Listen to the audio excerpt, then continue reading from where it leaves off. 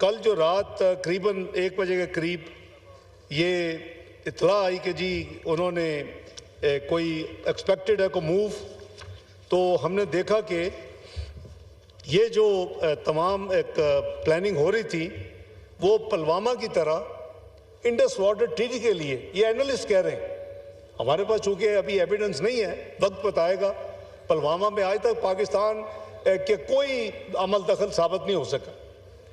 तो ये जो इंडस वाटर ट्रीटी है, ये हाउस की इत्तला के लिए ऑनरेबल MNA साहिबा ने भी जिक्र किया, सरताज गुल साहिबा ने।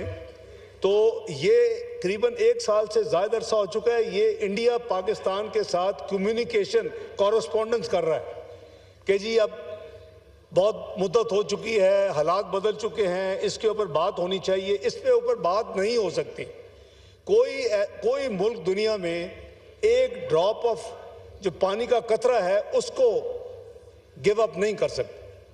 तो जो उस वक्त 24 की जो नेशनल सिक्योरिटी कमेटी की मीटिंग में ये वाजे कर दिया, जब वो 5 एक्शंस के खिलाफ 5 एक्शन किए कि अगर